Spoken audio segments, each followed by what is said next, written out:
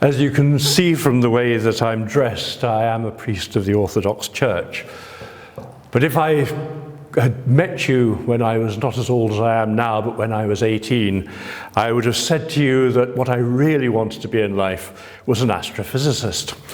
And indeed, until I got my PhD in astrophysics, or almost until then, I thought that was where my life would lie. But by the time I finished my PhD, I was already so attracted, if you like, by theology, and in particular in those days by the thought of being ordained in the Anglican Church, which was the church I'd been brought up in, that I abandoned astrophysics and eventually studied theology as part of my preparation for that first ordination in the Anglican Church. So I moved to theology. I eventually, because of my background in astrophysics, got involved in what's often called the science-theology dialogue, and ended up, in my Anglican days at least, working in the University of Cambridge as the chaplain of Sydney Sussex College, where I got involved in a little bit of teaching on that topic. Eventually, though, I found that the Orthodox Church had too many attractions for me, and I became Orthodox in 2002 and was ordained within that church about 6 years later. During that process, I was working as my secular employment, still in Cambridge, but working for a body called the International Society for Science and Religion. So I was involved at that stage in setting up conferences and so on about the relationship between science and religion. And indeed, in that period, I also started writing a little bit about this. So, are science and theology a problem for one another? This is what many people assume. There are a number of problems which people of faith tend to see. One of them is the question of whether you have to have scripture versus science, whether in fact you either have to choose the scriptural picture of, say, the creation accounts in Genesis, or whether you have to have the scientific picture. And here I've often stressed that we need to distinguish between fundamentalist or literalist readings of Scripture and what we might call traditional readings. Because in the Orthodox Church we put a great deal of stress on tradition and on what the fathers of the Church said. And the interesting thing is that those fathers were very rarely fundamentalist in the modern sense. And by and large they agreed with the early Christian philosopher Origen that certain passages of Scripture, as he put it, by means of seeming history, though the incidents never occurred, figuratively reveal certain mysteries.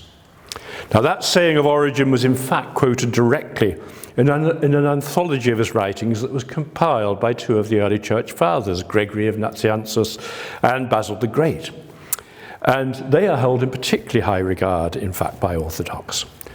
So the patristic use of Origen's understanding means that it's difficult for Orthodox to deny that if there's good reason to doubt the literal historical truth of some particular biblical passage, then it's permissible to set aside that passage's literal meaning and to focus on its way of teaching moral or mystical truths. In relation to the Genesis creation accounts, for example, St. Basil the Great, St. Gregory of Nyssa, and St. Augustine of Hippo in the West all read these accounts in terms of Origen's understanding. And the last two of them even anticipated aspects of evolutionary theory. The idea that there's a warfare, therefore, between Scripture and taking it seriously and science is simply a false one as far as I'm concerned. Now, the other problem comes from the scientific side, because we need to make a distinction, as I've often stressed, between science and what's sometimes called scientism. Science arises from a combination of a particular naturalistically oriented methodology and the theoretical understandings that arise from that methodology. This combination does, I believe, provide valid insights. Anybody who's ever flown in a plane depends on the insights of modern science to be able to do so safely. In contrast to that, scientism is a philosophical position, and a very flawed one. It's the assumption that the scientific methodology is the only one that can provide adequate insight into the nature of reality. And it's quite possible, indeed it's the right position, I believe, to be very positive about science, but to reject scientism as most scholars within the science-theology dialogue have often done. Modern science is one based on a methodology that ignores metaphysical issues, but it's a methodology that can easily be turned into a scientistic metaphysical system that insists on the autonomy of the created world. I myself have focused on this particular issue in relation to the question that's often been asked of how God acts in the world. And I've even suggested that the mainstream science-theology dialogue, which has happened primarily among Western Christians, which does stress the difference between science and scientism, has still allowed this supposed autonomy to pose the question of divine action in a flawed way.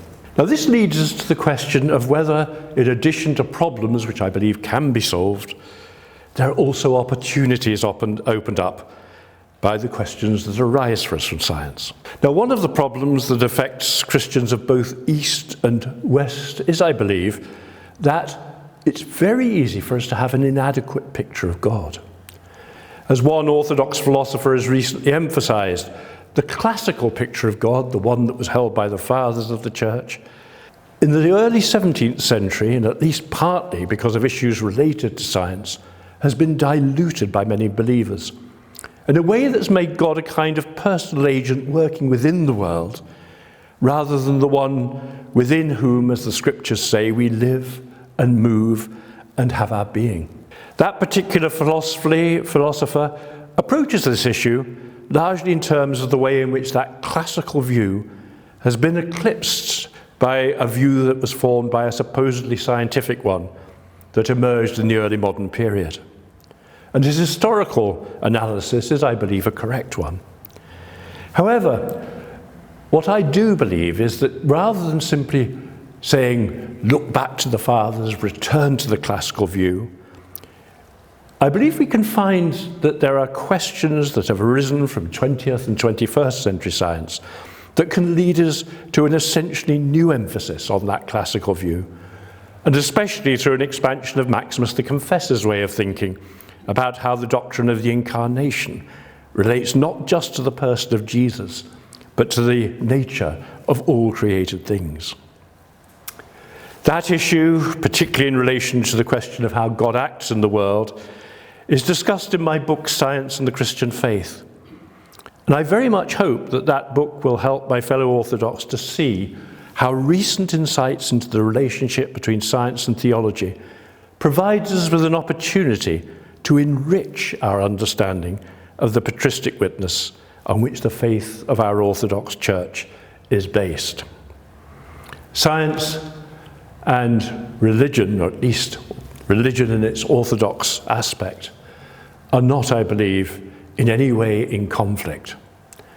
Rather, we can allow the sciences to help us deepen our appreciation of our Orthodox faith and in the way in which it was expressed within the patristic period by numerous writers.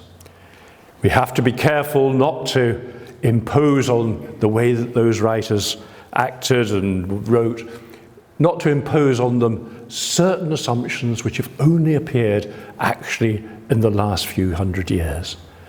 If we're true to the fathers, I believe, then we will find that science, particularly in its recent aspects of the 20th and the 21st century, point to ways in which we can see science not as a problem, but as an opportunity.